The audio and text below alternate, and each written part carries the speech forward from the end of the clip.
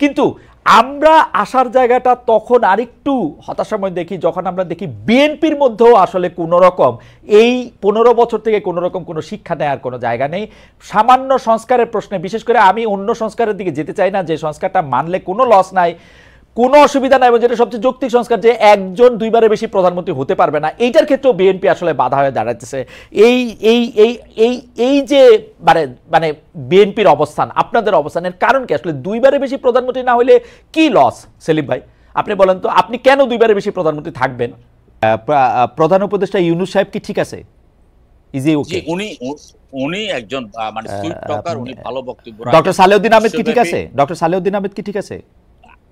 আমি যদি আপনাকে সত্যিকার অর্থে বলি যে ডক্টর সালাউদ্দিন আহমেদ অর্থমন্ত্রী হিসাবে উনি যে আর্থিকভাবে যে মহা কেলেঙ্কারি ছিল, কাজের বুয়ার নামে 250 কোটি টাকা লোন, চটপটিওয়ালার নামে 300 কোটি টাকা লোন, এবং ব্যাংকের মালিকরা যেভাবে ব্যাংককে শোষণ করে আপনার লোনগুলো নিয়ে যেত, সেটার একটা শৃঙ্খলা উনি আনতে পেরেছেন। ব্যাংকিং খাতে একটা শৃঙ্খলা আনতে পেরেছেন। এছাড়া যদি আপনি আমাকে বলেন, আমি আর কোন মন্ত্রণালয় আর কি চাইছিলেন আপনি? নাম্বার দিতে রাজি নাই। আর কি চাইছিলেন আপনি, বা আর কারে আপনি পাইছেন? ডক্টর ওয়াহিদুদ্দিন, আমি দুই চারজন সম্পর্কে জানতে চাই। ডক্টর ওয়াহিদুদ্দিন মাহমুদ কি ঠিক আছে? ডক্টর আসিফ নজরুল কি ঠিক আছে? জনাব আদিলুর রহমান কি ঠিক আছে? সৈয়দ রেজানা হাসান, আমি তো দেখি বেশিরভাগ লোক কি ঠিক আছে। আমি আপনার একটা কথা বলি, প্রথম আলোর কাছে যদি এই তথ্য 100% থাকতো যে হাসনাতের বিলাসী জীবন নিয়ে কথা হয়েছে, প্রথম আলো এই স্টোরি তুলতো না। আমি আপনাকে গ্যারান্টি দিতে পারি। প্রথম আলো দুর্বল হইতে পারে, প্রথম আলো এখন এত দুর্বল না সেলিম ভাই, এবং প্রথম আলোরে হাত দেয়া এত সহজও না। আমি চাইও না প্রথম আলোকে হাত দেওয়া হোক, ওরা যতই গলাবাজি করুক, হুমকি ধামকি দেখ, আমি জানি তো, মানে এইটা যদি প্রথম আলো যদি নিউজটা ঠিক হইতো, প্রথম আলো এটা তুলতো না, যত হুমকি দেখ।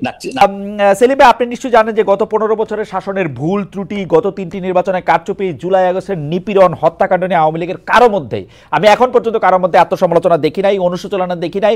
এজ ইফ কেউ মারা যায় নাই জুলাই আগস্টে, এজ ইফ আওয়ামী লীগ গত 15 বছরে কোনো ধরনের অনৈতিক কোনো দুর্নীতি কিচ্ছু করে নাই, এজ ইফ শুধু ষড়যন্ত্রের কারণেই হঠাৎ করে তাদেরকে দেশ থেকে চলে যেতে হয়েছে। আমরা যারা আওয়ামী লীগের এইগুলি জিনিসই শুধু বলি, আওয়ামী লীগের পক্ষ থেকে মানে কি বলে সাইবার স্পেস এবং অন্যান্য জায়গায় অনেক আক্রমণের সম্মুখীন হই। কিন্তু আমরা আসার জায়গাটা তখন আরেকটু হতাশাময় দেখি যখন আমরা দেখি বিএনপির মধ্যেও আসলে কোনো রকম এই 15 বছর থেকে কোনো রকম কোনো শিক্ষা নেওয়ার কোনো জায়গা নেই। সামান্য সংস্কারের প্রশ্নে, বিশেষ করে আমি অন্য সংস্কারের দিকে যেতে চাই না, যে সংস্কারটা মানলে কোনো লস নাই, কোনো অসুবিধা নাই, এবং যেটা সবচেয়ে যৌক্তিক সংস্কার, যে একজন দুইবারের বেশি প্রধানমন্ত্রী হতে পারবে না, এইটার ক্ষেত্রেও বিএনপি আসলে বাধা হয়ে দাঁড়াতেছে। এই এই এই এই এই যে মানে মানে বিএনপির অবস্থান, আপনাদের অবস্থানের কারণ কি? আসলে দুইবারের বেশি প্রধানমন্ত্রী না হলে কি লস? সেলিম ভাই আপনি বলেন তো, আপনি কেন দুইবারের বেশি প্রধানমন্ত্রী থাকবেন? আচ্ছা, আমি প্রথমেই যে কথাটা বলতে চাই সেটা হলো যে আসলে তো আমাদের অসংখ্য বন্ধু বান্ধব, আমি তো সাংবাদিক মহলে খুবই আমার যোগাযোগ আছে, এবং আপনার প্রায় হেড অফ নিউজ বলেন, অথবা মানে প্রধান বার্তা সম্পাদকদের সাথে কথা হয়, অথবা অনেক সংবাদপত্রের প্রকাশক মালিকের সাথে কথা হয়। তো তারা আসলে যে মানে ভয়ে এখন অনেক কিছু লিখতে পারছেন না, তারা অনেক কিছুই জানেন কিন্তু তারা ভয় লিখছেন না। প্রথম আলোর মতো পত্রিকায় যখন সংবাদ পরিবর্তন হয়ে যায়, কারণ 10 মিনিটের নোটিশে প্রথম আলোকে একদম মাটিতে মিশিয়ে দেওয়ার মতো ক্ষমতা এখন ওনারা রাখেন, যে কারণে কোনো পত্রিকা এবং কোনো টিভিতেই ওনাদের কোনো সংবাদ আসে না, কিন্তু আমরা অনেক কিছু জানি, সাংবাদিকরা অনেক কিছু জানে। এটা হলো সেলিম ভাই, আমি আপনার সাথে কিভাবে একমত হই। আপনি কি মনে করেন আপনারা যখন ক্ষমতায় ছিলেন, বিএনপি যখন ক্ষমতা ছিল, আওয়ামী লীগ যখন ক্ষমতা ছিল, তাদের থেকে অনেক বেশি পাওয়ারফুল এনসিপি তাদেরকে মাটির সঙ্গে ধুলার সঙ্গে মিশায় দিবে? না, ওরা তো বাংলাদেশের ইতিহাসে কোন দিন একটু থ্রেট ছিল না সংবাদ মাধ্যমের প্রতি? বিভিন্ন ভবন অথবা বিভিন্ন মানে বাড়িঘর মাটির সাথে মিশিয়ে দিয়ে তারা এক ধরনের যে মব জাস্টিস সৃষ্টি করেছে, এটা কিন্তু একটা ভীত সন্ত্রস্ত করে রেখেছে সংবাদপত্র সহ অনেকগুলো প্রতিষ্ঠানকে, সরকারি বলেন আর বেসরকারি প্রতিষ্ঠান বলেন, এগুলো তাদের আতঙ্কে অত্যন্ত আতঙ্কিত। এটা আমি একদম নিঃসন্দেহে বলতে পারি, তাদের আতঙ্কে অত্যন্ত আতঙ্কিত। এখন তাদের ক্ষমতা কতটুকু আছে নাই সেটা বড় কথা নয়, বড় কথা হলো যে মানে তারা একটা আতঙ্ক সৃষ্টি করতে পেরেছে, যে তাদের বিরুদ্ধাচরণ করলে তারা। সেলিম ভাই আমি আপনার একটা কথা বলি, প্রথম আলোর কাছে যদি এই তথ্য 100% থাকতো যে হাসনাতের বিলাসী জীবন নিয়ে কথা হয়েছে, প্রথম আলো এই স্টোরি তুলতো না। আমি আপনাকে গ্যারান্টি দিতে পারি। প্রথম আলো দুর্বল হইতে পারে, প্রথম আলো এখন এত দুর্বল না সেলিম ভাই, এবং প্রথম আলোরে হাত দেয়া এত সহজও না। আমি চাইও না প্রথম আলোকে হাত দেওয়া হোক, ওরা যতই গলাবাজি করুক, হুমকি ধামকি দেখ, আমি জানি তো, মানে এইটা যদি প্রথম আলো যদি নিউজটা ঠিক হইতো, প্রথম আলো এটা তুলতো না, যত হুমকি দেখ। না ঠিক আছে, তারপরেও মানে তারা স্বস্তি বোধ করে নাই বলেই তারা আসলে এটা না, নিউজটা সত্যতা নিয়ে আমার সন্দেহ আছে ভাই। সত্য হাসানাতের সত্য মানে বিলাসী জীবন নিয়ে আমাদেরও কিছুটা কথা আছে, কারণ তাকে এক পোশাকেই দেখি এবং তাকে অন্যদের চাইতে আমরা আলাদাভাবেই দেখতে চাই এবং আমরা সেভাবেই তাকে দেখবো বলে আশা করছি আর কি। না, ও আবার ইন্টারেস্টিং ও আমার হোসেন এসে বলে গেছেন উনি আর কি, ও বলাটা ঠিক হচ্ছে না, উনি আমার হোসেন এসে বলে গেছে আপনার মতো 1000 খালেদ মুহিউদ্দিন আছে যারা আমারে গাড়ি দেয়। না, ওটা বিশাল ব্যাপার।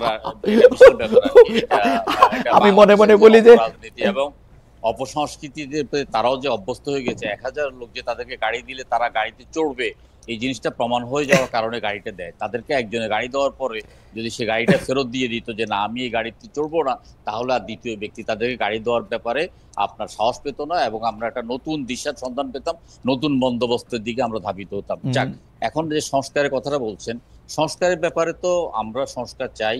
আপনার বিএনপি আজকে থেকে আরো 2-2.5 বছর আগে 27 দফা সংস্কারের দাবি তারা সাংবাদিক সম্মেলনের মাধ্যমে পেশ করেছে। পরবর্তীকালে আমাদের প্রায় 40টি রাজনৈতিক দলের সাথে একাধিকবার বৈঠক করে আমরা 31 দফার একটা সংস্কার প্রস্তাব আমরা উত্থাপন করেছি।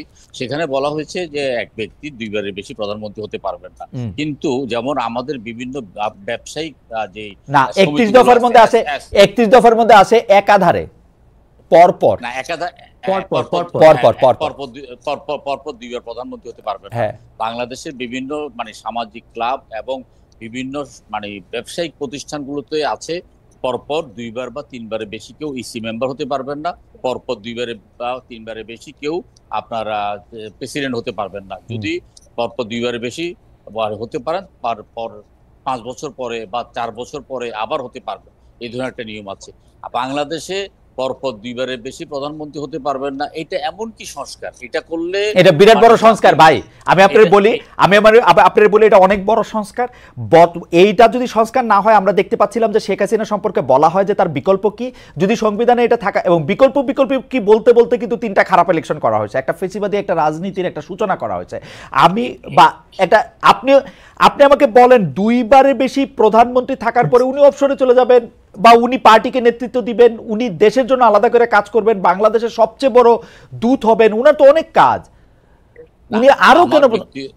আমার ব্যক্তিগতভাবে পরপর 2বারের বেশি প্রধানমন্ত্রী হতে পারবেন না, এটার প্রতি সম্পূর্ণ সমর্থন আছে। এমনকি আমি বারবার বলি যে পরপর 2বারের বেশি বা মোট 2বারের বেশি সংসদ সদস্য হতে পারবেন না, এটার প্রতি আমার সমর্থন আছে। কারণ আমরা একজন দেখি যে 7বার 8বার 6বার করে সংসদ সদস্য হওয়ার পরে তারপরে তিনি তার ছেলের হাতে আপনার সেই নবুয়ত প্রদান করেন, অথবা তার মেয়ের হাতে করেন, অথবা মেয়ের জামাইয়ের কাছে করেন।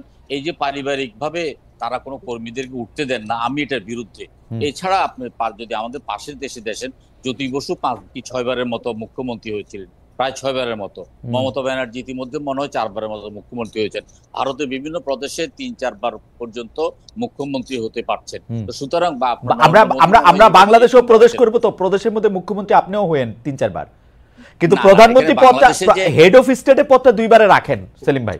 না, এটা 2বার আমরা আমাদের কাছে এটা ভালো, আপনাদের জন্য ভালো। আমরা 2বারের জন্য আমরা পরপর 2বারের বেশি প্রধানমন্ত্রী চাইবো না। এটা যখন আমাদের সাথে আলোচনা করবে আমরা এটার পক্ষে একমত থাকবো এবং অধিকাংশ রাজনৈতিক দলই এটার প্রতি একমত থাকবে। এইটা কিন্তু খুব যে মৌলিক সংস্কার, আমি এটাকে মৌলিক সংস্কার মনে করি না। মোহাম্মদ ইউনূসকে নিঃশর্তভাবে সমর্থন করেছি এবং আমরা প্রফেসর ইউনূসকে সেই সময় আমাদের প্রফেসর ইউনূস ছাড়া আর কোনো বিকল্প ছিল না। কিন্তু উনি যে উপদেষ্টা মন্ডলী গঠন করেছেন সেটা দেখে আমরা প্রচন্ড হতাশ হয়েছি, আমরা খুবই আশ্চর্য হয়েছি। এই উপদেষ্টা মন্ডলীর দ্বারা বর্তমান একটা মানে এই ভয়ানক পরিস্থিতিতে বাংলাদেশে সামাল দেওয়া সম্ভব নয়। 90 জন উপদেষ্টাই একটা অবসর জীবন যাপন করতো, তারা দিনে অথবা রাত্রে ঘুমেই তারা কল্পনা করে নেই যে তারা বাংলাদেশের উপদেষ্টা হবে। সুতরাং তাদের থেকে আমরা ভালো কিছু আশা করতে পারি। ডক্টর মোহাম্মদ ইউনূস সাহেবের সাথে যতবার আমাদের দেখা হয়েছে, যতবার আমরা বক্তব্য রাখার সুযোগ পেয়েছি, ততবার বলেছি আপনারা উপদেষ্টা মন্ডলীর পরিধি বৃদ্ধি করেন এবং যারা উপদেষ্টা মন্ডলী যথাযথ সার্ভ করতে পারছেন না তাদেরকে দয়া করে বাদ দেন। তিনি আমাদের এই কথাগুলো একেবারেই কানে নেন। সেলিম ভাই, প্রধান উপদেষ্টা ইউনূস সাহেব কি ঠিক আছে? উনি একজন মানে সুইট টকার, উনি ভালো বক্তব্য রাখেন। ডক্টর সালেউদ্দিন আহমেদ কি ঠিক আছে? ডক্টর সালেউদ্দিন আহমেদ কি ঠিক আছে? আমি যদি আপনাকে সত্যিকার অর্থে বলি যে ডক্টর সালাউদ্দিন আহমেদ অর্থমন্ত্রী হিসাবে উনি যে আর্থিকভাবে যে মহা কেলেঙ্কারি ছিল, কাজের বুয়ার নামে 250 কোটি টাকা লোন চটপটিওয়ালার নামে 300 কোটি টাকার লোন এবং ব্যাংকের মালিকরা যেভাবে ব্যাংককে শোষণ করে আপনার লোনগুলো নিয়ে যেত, সেটার একটা শৃঙ্খলা উনি আনতে পেরেছেন, ব্যাংকিং খাতে একটা শৃঙ্খলা আনতে পেরেছেন। এছাড়া যদি আপনি আমাকে বলেন, আমি আর কোনো মন্ত্রণালয় আর কি চাইছিলেন আপনি, নাম্বার দিতে রাজি নই। আর কি চাইছিলেন আপনি বা আর কারে আপনি পাচ্ছেন? ডক্টর ওয়াহিদুদ্দিন, আমি 2-4 জন সম্পর্কে জানতে চাই। ডক্টর ওয়াহিদুদ্দিন মাহমুদ কি ঠিক আছে? ডক্টর আসিফ নজরুল কি ঠিক আছে? জনাব আদিলুর রহমান কি ঠিক আছে? সৈয়দ রেজওয়ানা হাসান, আমি তো দেখি বেশিরভাগ লোকই ঠিক আছে। না, আমি আসিফ নজরুল সাহেবকে বলেছিলাম যে দেখেন, আমাদের এখানে দেওয়ানি মামলা বছরের পর বছর, আপনার এই দেওয়ানি মামলাগুলা 20-30 বছর পর্যন্ত শেষ হয় না। আপনি যখন ক্ষমতায় এসেছেন, আপনি অন্তত একটা বাড়ি দিয়ে দেন যে দেওয়ানি মামলা যেগুলো পুরনো আছে, এই মামলা এত বছরের মামলা এতদিনের মধ্যে নিষ্পত্তি করতে হবে, অথবা মামলার জট কমানোর জন্য আপনারা বিচারপতিরা যেন একদম যথাসময়ে এজলাসে বসে এবং সর্বশেষ সময় পর্যন্ত এজলাস ত্যাগ করে আপনি আপনার এই যে মামলা নিষ্পত্তি গতিটা একটু বাড়িয়ে দেন। উনি বলছে আমি করছি, তো আমি তো ওনার থেকেও কোনো মৌলিক কোনো আমি কয়েকদিন আগে আমি পঙ্গু হাসপাতালে গিয়েছি। পঙ্গু হাসপাতাল যে এত নোংরা এবং এত এত একটা বাজে অবস্থা, স্বাস্থ্যমন্ত্রী তো মৌলিক, ওনারা কোনো জায়গায় কিন্তু কোনো চুরি আটকাইছে মনে হয়, চুরির কাছে মনে হয়। আর আমি একটু আপনাকে বলার জন্য একটু বলে রাখি যে 1999 সালে আমার একটা প্রতিবেদন প্রথম আলোতে লিড স্টোরি হয়েছিল, সেখানের মধ্যে আমি বলতে মানে একটা যেটাকে বলে হচ্ছে যে সামারাইজ করছিলাম, আমরা যদি আজকে থেকে স্ক্যান্ডিনেভীয় দেশগুলির মতো ইফিশিয়েন্ট হয়ে উঠি, তাহলে আমাদের চলমান মামলাগুলি যেগুলি জমে আছে সেগুলি শেষ করতে 50 বছর লাগবে। তো সো আমাদের জমে থাকা মামলা শেষ করা, সেটা আপনিও হয়তো খুব ভালো জানেন, সেটা হয়তো এত সহজ নয়। আমি একটু দর্শকদের কথা বলে রাখি। দর্শকদের আমি জানতে চেয়েছিলাম যে কেউ 2 মেয়াদের বেশি প্রধানমন্ত্রী হতে পারবে না এমন সংস্কার প্রস্তাবে বিএনপি রাজি না। প্রিয় দর্শক, তাদের অবস্থান সঠিক বলে মনে করেন কিনা? শতকরা 13% দর্শক মনে করছেন যে তাদের অবস্থান সঠিক, শতকরা 87% মনে করছেন তাদের অবস্থান সঠিক নয়। 76,000 দর্শক এখানে ভোট দিয়েছেন। সেলিম ভাই, আপনি দেখতেই পাচ্ছেন আমাদের এখানে দর্শকরা যারা আছেন তাদের মধ্যে একটা বড় অংশ এই 2বারের বেশি প্রধানমন্ত্রী হওয়া প্রসঙ্গে তাদের মতামত জানিয়েছেন।